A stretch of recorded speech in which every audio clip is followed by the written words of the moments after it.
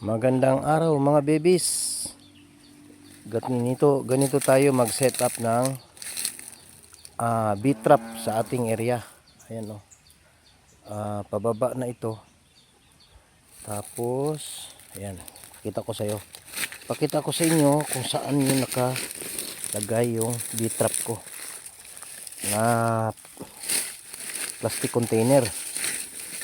Ayan ha. Yan, sa gilid lang siya, sa gilid. Ano? Yan, sa gilid lang siya. Tapos,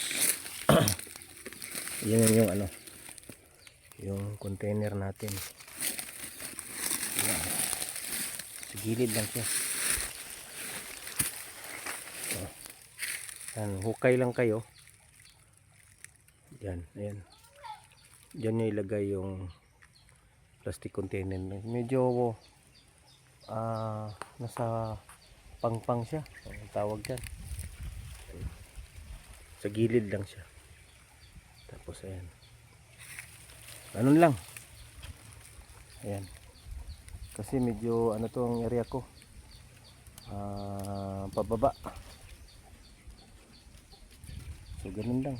Pwede rin dyan maglagay ka. Tapos sukayin mo lang yung gilid pailalim. Tapos dun mo ilagay yung bee trap mo. Tapos pag sikat ng araw, ayan,